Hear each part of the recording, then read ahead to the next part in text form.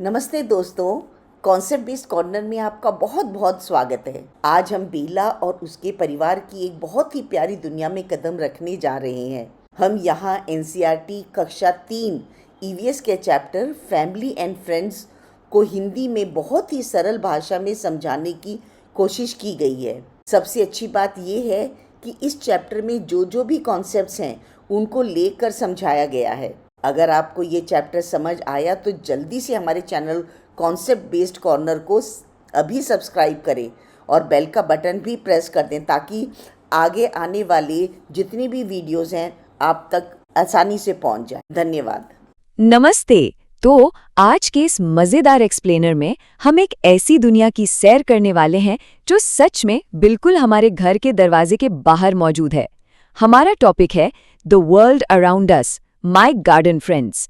अक्सर होता क्या है ना कि हम बड़ी बड़ी चीजों में इतने उलझ जाते हैं कि आसपास की इस छोटी लेकिन सुपर एक्टिव दुनिया को बिल्कुल मिस ही कर देते हैं। तो चलिए प्रकृति के इस शांत लेकिन बेहद बिजी हिस्से को थोड़ा करीब से एक्सप्लोर करते हैं। अब शुरुआत एक बहुत ही सिंपल लेकिन सोचने वाले सवाल से करते हैं। क्या कभी इस बात पर गौर किया गया है कि घर के बगीचे में परिवार के अलावा और कौन कौन रहता है? अगर किसी से पूछा जाए तो शायद पहला जवाब यही होगा, अरे बस हम और हमारी फैमिली। लेकिन चलिए कुछ पल के लिए अपने गार्डन को इमेजिन करते हैं। फूलों पर चुपचाप मंडराती वो रंग बिरंगी तितलियां या दीवार के किनारे लंबी कतार बनाकर रेंगती हुई वो छोटी छोटी चींटियां। सबसे मजेदार बात तो यह है कि इन नन्हे मेहमानों को कभी कोई फॉर्मल इन्विटेशन नहीं भेजा गया था, फिर भी ये बड़ी खुशी से वहां रहते हैं। ये चीज हमें बताती है कि घर सिर्फ हमारा नहीं है ना? इसी गार्डन की बात को थोड़ा और समझते हैं। चलिए बेला नाम की एक बच्ची के बगीचे में चलते हैं। बेला ने ना बहुत प्यार से अपने घर के बाहर एक छोटा सा गार्डन सेटअप किया है और उस गार्डन में उसके कुछ खास इनवाइटेड फ्रेंड्स हैं, यानी वो दोस्त जिन्हें खुद चुनकर बाजार से खरीदकर पूरी मेहनत से गार्डन में वीआईपी जगह दी गई है। इनमें शामिल हैं बेहद खूबसूरत हिबिस्कस यानी गुड़हल, हमेशा महकने वाली जाजमीन और बिल्कुल सबका फेवरेट रोज यानी गुलाब। ये वो पौधे हैं जिन्हें जानबूझकर लगाया जाता है क्योंकि ये खुशी देते हैं और बगीचे को बहुत सुंदर बनाते हैं।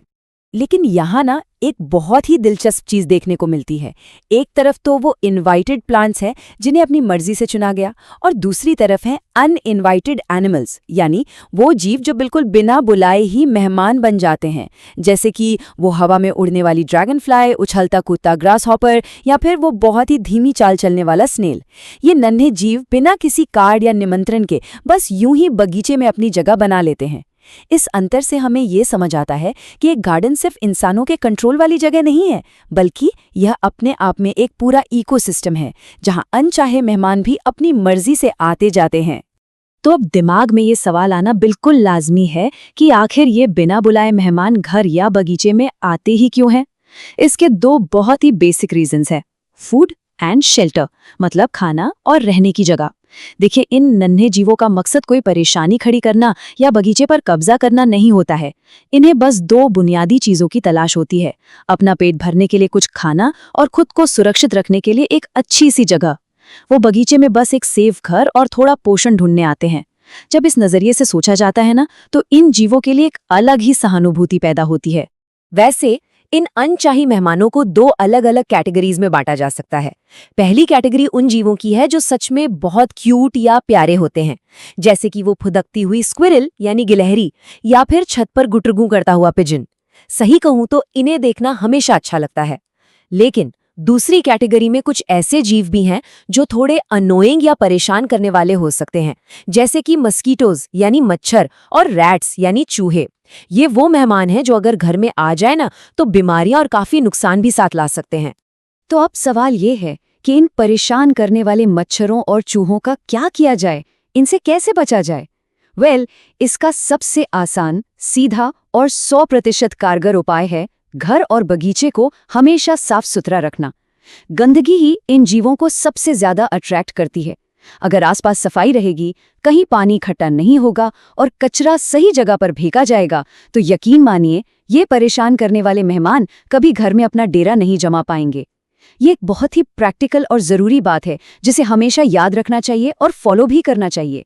चलिए अब बाहरी बगीचे से थोड़ा अंदर घर की तरफ चलते हैं और घर के सबसे खास दोस्त से मिलते हैं। यहाँ बात हो रही है बेला के पालतू कुत्ते शिरू की।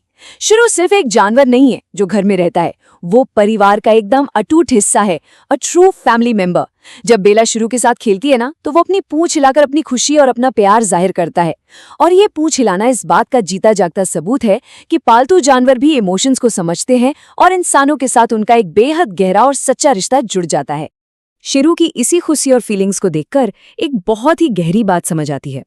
We must always be kind to animals because they feel pain just like us. ये मैसेज बहुत ही पावरफुल है। हमेशा सभी जीवों और जानवरों के प्रति दयालु रहना चाहिए। ऐसा इसलिए क्योंकि दर्द और तकलीफ महसूस करने की क्षमता सिर्फ इंसानों तक लिमिटेड नहीं है।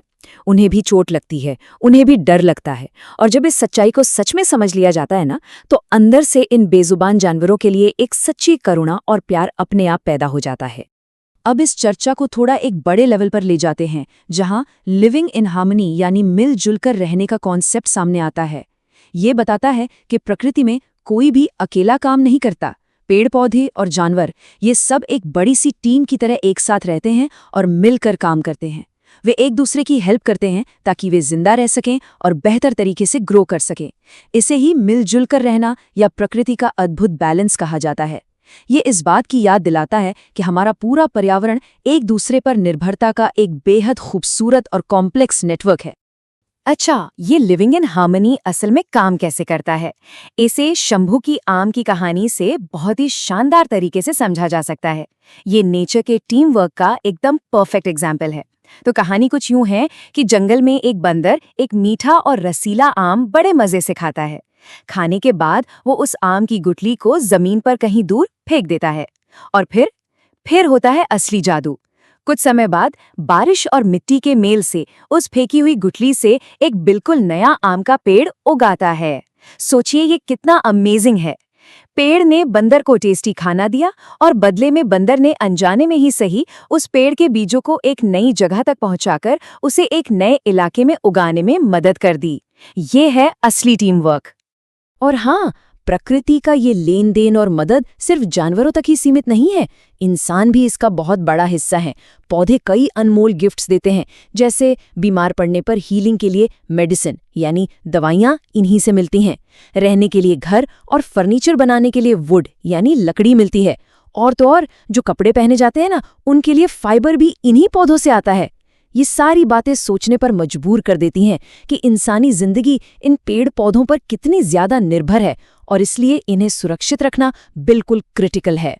तो इन सारी दिलचस्प बातों और जानकारियों के बाद अब वक्त है थोड़ा सा एक्शन लेने का। एक बहुत ही मजेदार होमवर्क है। किसी एक पौधे को अपना फ्रेंड बनाना है, उसे एक बहुत प्यारा सा नाम देना है और उसे रोज पानी पिलाना है। जब इस छोटी सी एक्टिविटी को ट्राई किया जाएगा ना, तो किताबों से निकलकर नेचर के साथ एक सीधा और प्यारा सा कनेक्शन जुड़ जाएगा और इस तरह सब लोग इस लिविंग इन हार्मनी का एक एक्टिव हिस्सा बन जाएंगे। है ना कमाल का आइडिया?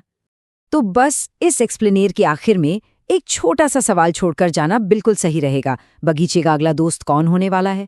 क्या वो कोई छोटा सा हरा भरा पौधा होगा जिसे रोज प्यार से पानी दिया जाएगा, या फिर कोई प्यारा सा नन्हा जानवर जो बिल्कुल बिना बुलाए ही मेहमान बन जाएगा?